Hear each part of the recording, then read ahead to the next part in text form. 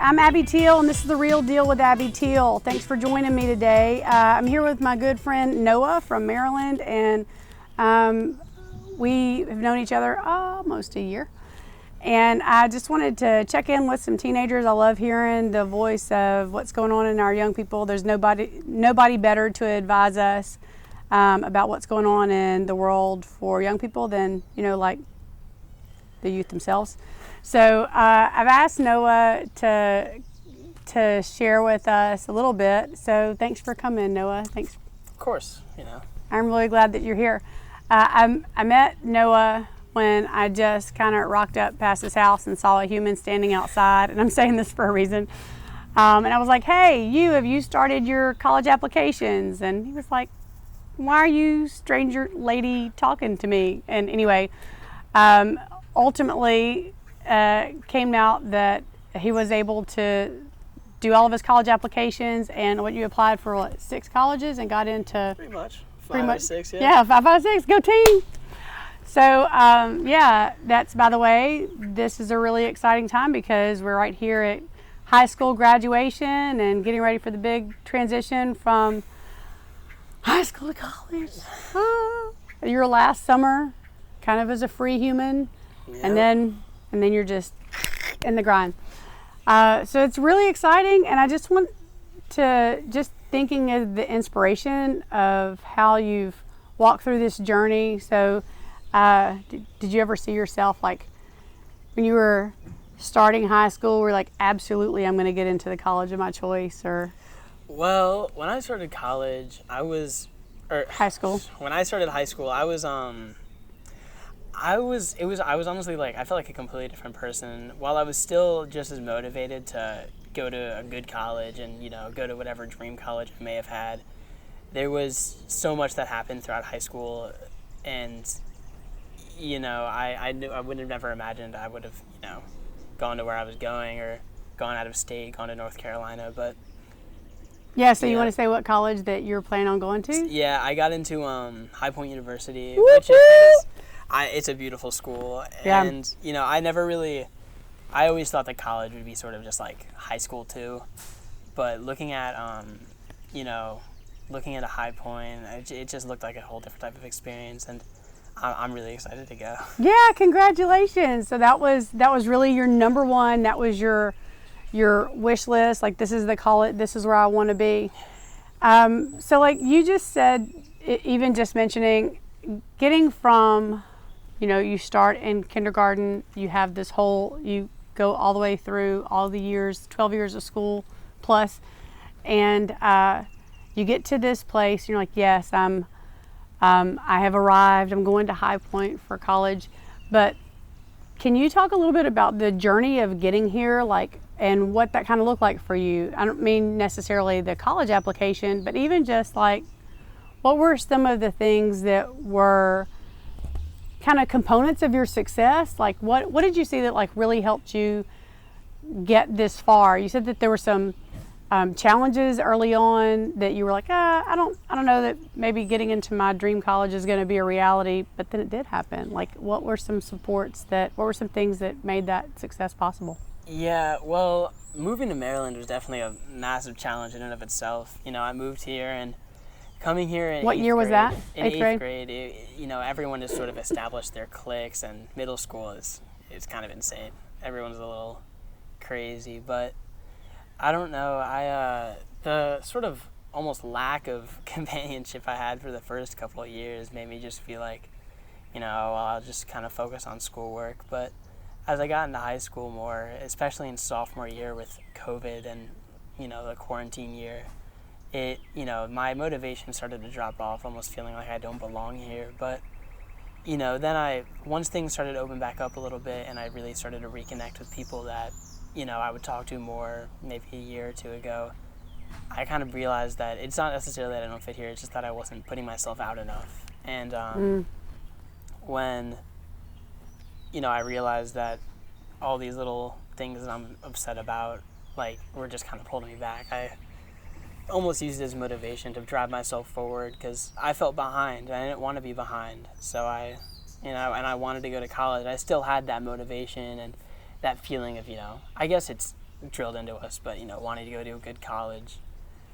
Um, So you said that you felt like you were behind. Was that something that came from, you said COVID was a big impact, that it really kind of sort of dropped all of your connection? And did you really feel isolated during COVID? yeah, well, because I had, even though I didn't have too many friends, I still had a group of people I would talk to, and once COVID hit, I didn't talk to them at all, and that's not good for anyone. So I was just, I lost all my sort of motivation that and I feel like a lot of people, when they were taking online school, it didn't really, they didn't feel like there was any point to it.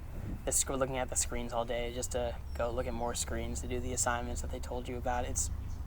It was just kind of relentless. And for me, I just, I didn't feel like I was getting anything out of it. So I completely honestly got lazy. I did the worst in the year that I was online fully.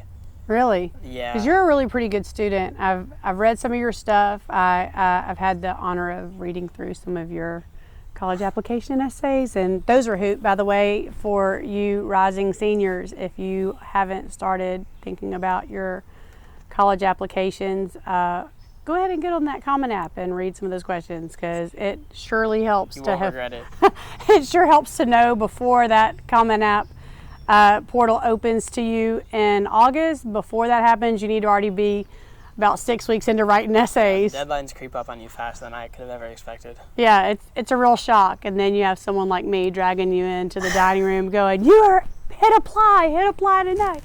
So that was kind of fun, but there was a lot of cheering and crying. It was a crunch week, but it all felt worth it in the end. It did. So you had some things that were really hard, that like the COVID and that isolation, and also just a big move. And Yeah. 8th grade, you said that like the middle school is kind of insane. What are some things that you would say that, because you came out of it and you're on this side of things, and deep breath, you made it. Yeah. You're graduating in like 2.5 weeks from high school, and that's super exciting. But I think for people who are on the other side, who are like, yeah, I'm in a really tough place right now, or I'm struggling with friends, what are some things that you would say you have figured out along the way that has helped you to kind of bridge those gaps and reach into more connection with friends, and like you said, putting yourself out there and trying? Yeah, well, when, there would be times when I would just, totally devoid myself from all sort of, like, I wouldn't talk to friends, I would barely do schoolwork, and this was all during the time when it was kind of hard to go out and do that stuff, or, when it was all online. But for me, and what I've noticed throughout my entire life, and, throughout the move and divorce and whatnot, it's always like darkest before dawn. And I've noticed that every time things really start to seem bad, the second that I sort of take action and maybe just I'll do one assignment that day and just sort of slowly start to work up to it, things become better so much faster if you just start working towards them. The incremental progress, if you become 3% better every day, you'll be 100% better before you know it. It's just something that you need to work at gradually and not expect day-to-day results, rather, long-term effects, and it'll happen before you even know it. I realized that I was, doing way better in my classes, and I just felt better once I started doing more. And, it was kind of like a sudden realization. I wasn't like sleeping in bed all day and just staying up all night anymore. And it wasn't like just like a one-day switch. Yeah, it's not instant gratification. Yeah. It takes some plugging along, so you have to keep being persistent and endure. Yeah, thanks for that. That's a good tip. What are some of the things, in the midst of the hard times? I know that there are a lot of different ways that people cope, and some things that you use to cope, not necessarily you, but like teenagers and your friends and your peers. Like, do you see, I know that when I talk to teens, sometimes I hear that just in order to make it through the day, there's a lot of, whether it's kind of self-medicating with whatever substances, or spending a lot of time online. Have you found that there were certain coping mechanisms that led more to success, and other ones that actually that you think, oh, this is going to make things easier, this is going to take the edge off, or this is going to be cool, but actually slowed you down? Like, can you speak to whether it's about you or about a friend or? Yeah. In my experience, and while I still, love and play games all the time, I think that one of the biggest distractions for me was just playing video games. And I just kind of... He said that out loud. I didn't say that. It's like, it's silly, but I've been playing them ever since I feel like I came out of the womb. Yeah. I've been playing video games all the time. And it's just kind of been my whole life. But the thing with them is that they're so time consuming, and I sort of acknowledge and see them as almost a waste of time now, but I won't get on anything until I've completed all my homework, or you've got to find a balance, and that's what I didn't have any sort of drive when I would play video games. It would be more of an escape. And now for me, if I have a missing assignment, it's like I can't get on anything, otherwise it'll mess with me. It sort of messes with my motivation. Yeah, so that's super helpful too. But a lot of people say that like games and stuff like that is their social life. Do you feel like you get the same connection from humans being like online with them and or playing as an avatar of yourself or whatever? Because like if a show don't play, or like actually hanging out. And I know that you like help do productions with a local band and stuff like that. Well, I know from experience, before, when I was moving here and all, the only friends that I had were my group of online friends that I'm still friends with today. And, we kind of all almost grew up together on the internet, sort of all going through different difficult things together. But, we sort of found comfort on Discord. And, we like grew up playing games and just kind of bonding with each other, and that was very much like I would say it was as much of a distraction as it was, helping me, because on one hand we were all just kind of wasting our days in calls together, hanging out, and, while those are still some of the closest people that I know, like, I know that if I would just, stop getting on my computer and, go do my stuff, I think that I would have done better some years. But, I think that as far as online interaction with people, it's addicting. It is. It's like you can get on your computer and have like what feels like fulfilling interaction all day, and then you get off your computer and your brain's like fried. Do you feel like when you get off of the game, and this is like we're kind of going down a rabbit hole right here, but that's okay because I'm really interested in this, and I think that there are a lot of people who want to know. For one thing, there are a lot of teenagers, and not even teenagers, but also adults and young adults who spend a lot of time gaming, and they're like, no, this is, and the mindset is, well, this is my friend group, this is my social life. Mm-hmm. But there's also like actually eye contact and talking to humans. Did you feel like that? Like I've got a lot of teenagers who are like, yeah, my online friends are some of the only friends or even close friends that they have. That's kind of enduring because it doesn't matter if you move to college or move to a different town, they're still there because online is online. But did you feel like that you had to relearn when you got to like human beings at the school? Did you feel like you have to kind of like relearn how to connect with like people outside? Yeah. Well, for me, the outside. The most difficult thing was just like, since they were the only people that I'd been friends with for so long, like we had so many, whatever, like our own like your inside jokes. Yeah, our inside jokes, our lingo.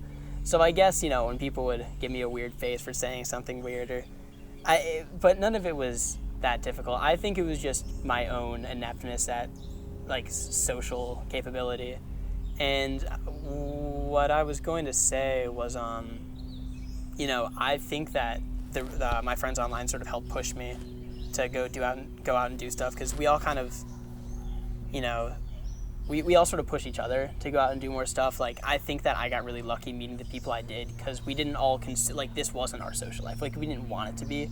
We all kind of wanted to have a balance between real life and being able to have these people online. And a lot of people just kind of are like, okay, like, these are my friends online. I don't need friends in real life. But I think that that's wrong. I think that real life interaction gives you so much more. And even just like 20 minutes of seeing your friend in a day, like you run an errand with them, it gives you so much more like real fulfillment than talking to people online.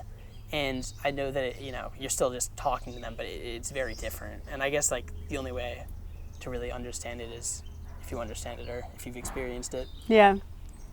Because even if we'll be on like a video call, it's just like it's just not the same. Yeah. So I think that's really interesting that you guys are pushing each other towards being more like connected in your community. One of the things that I really feel passionate about is the importance of community to like come alongside other humans. Like you wouldn't be sitting here today if I hadn't been a neighbor like rocking up into your house, into your porch going, hey, I think a teenager lives here. How are you doing? Have you started your application? And well, just I found out you knew Oliver. Yeah, I live next door to a friend of yours, and so you have to. It takes one to like vet the other ones. That helps. But I think also just the idea that community is more than.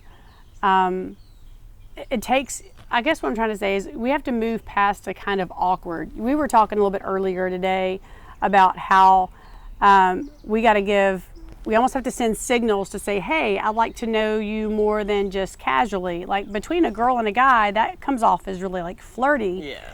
But it's also between guys who who like just pass each other on the highway and they're like, what do y'all say? Like, what's real? What's up? Like, I don't know, like, yo, bro, I don't know, like the code for that particular school, and everybody's culture is different. I think that you kind of have to go from there to some sort of deeper context, knowing people.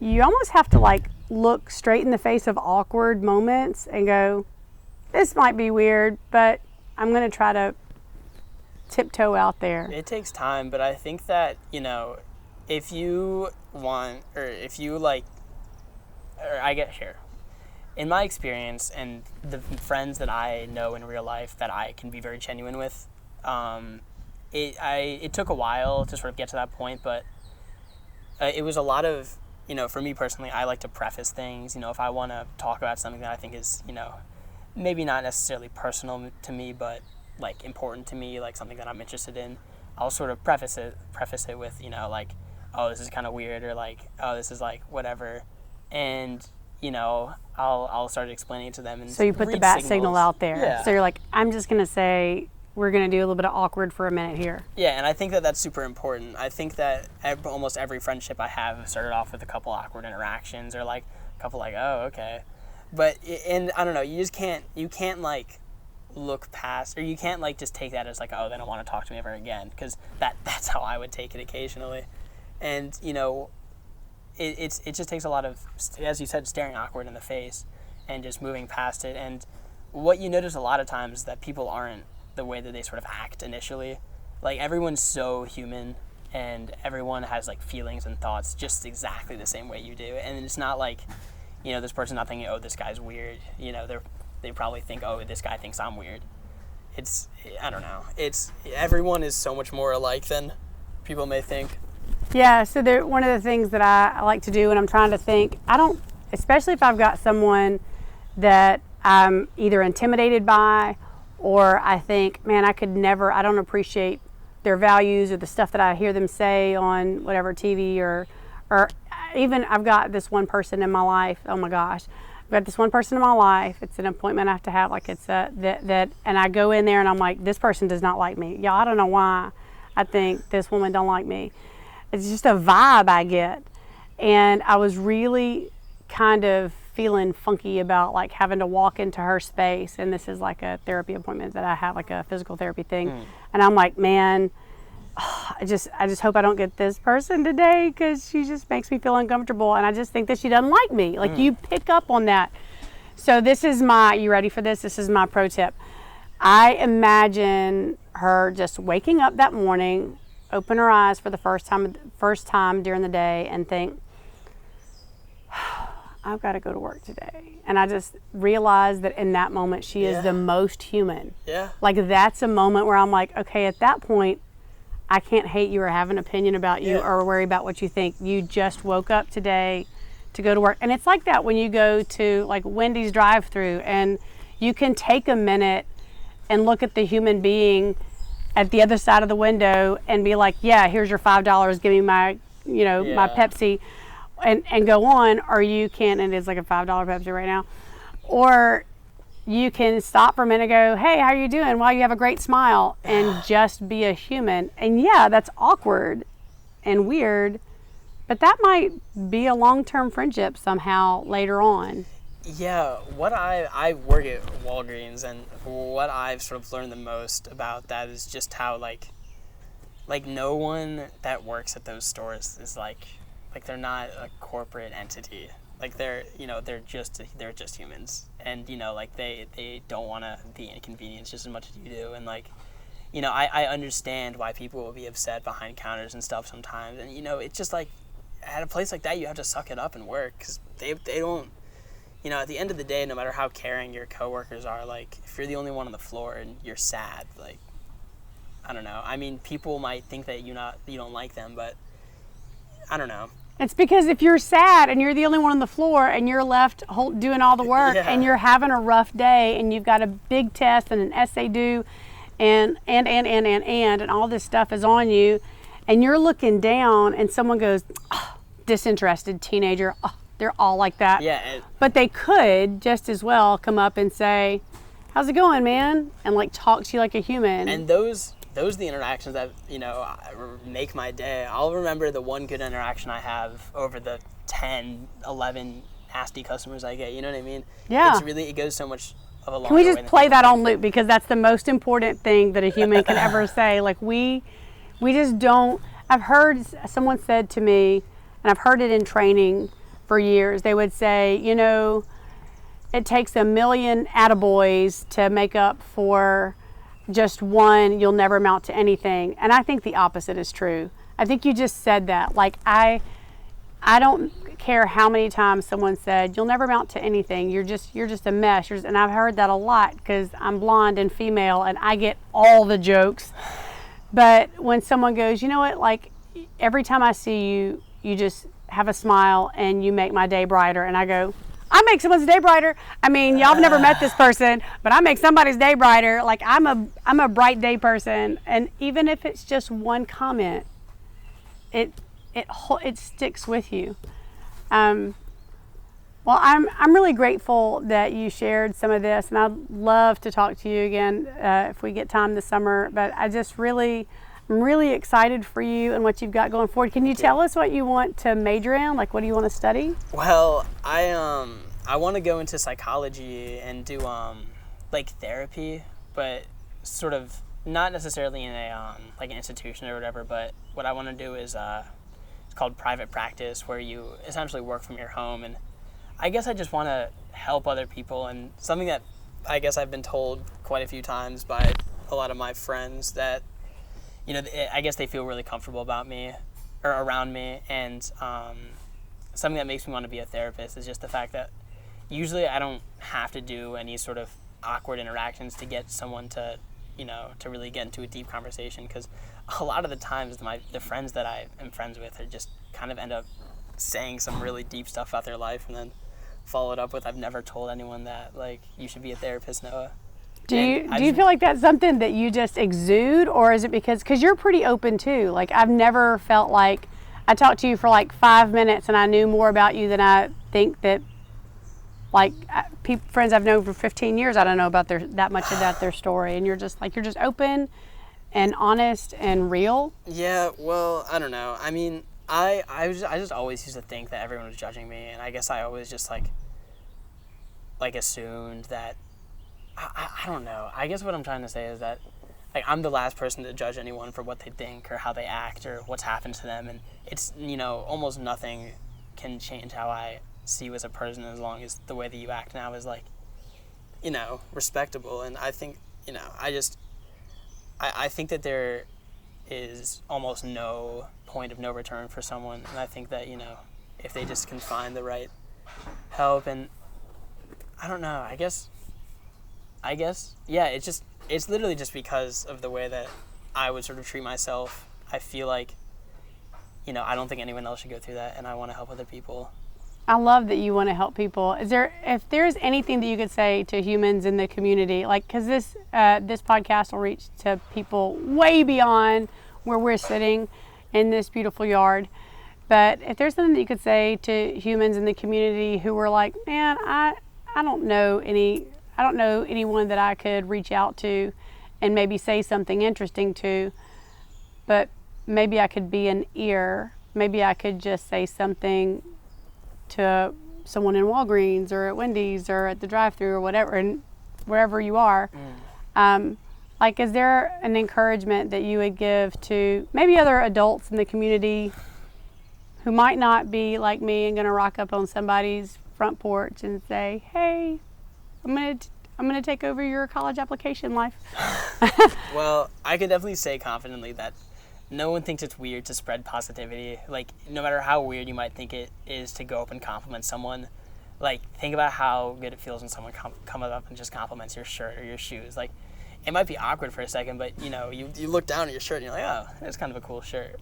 Like, it's those type of things that, if you overthink for a second, you're not going to do it. But, they're all human things. And the second you start to think, oh, well, what if they think this? And that's where you start to mess up. The second that you start to try and assume what someone else is going to think or do or say is when you start to lose the interaction. And so, me personally, and what I think everyone should do is just, they say think before you speak, and obviously think before you speak, but if you have something you want to say, don't overthink it. Just say it. If you want to step outside of your comfort zone, if you want to step outside of your box, go say that girl's hot. Go say, that guy's shirt's cool. Go say the shoes are cool. I don't know. Yeah, so just go ahead and say it and do it. I love that. It's very Nike of you. Just do it. But yeah, because it costs you nothing, and there's a human being on the other side of that interaction, and you never know if it's a make or break moment for them. You never know if they're considering, like, if their life is worth anything, and that piece of positivity could be all it takes to keep them going another day, another week, another month. So yeah, thanks for encouraging. I love that. So I'm really inspired. And so now I think we're going to have to come up with a whole nother tips and tricks for pushing past awkward.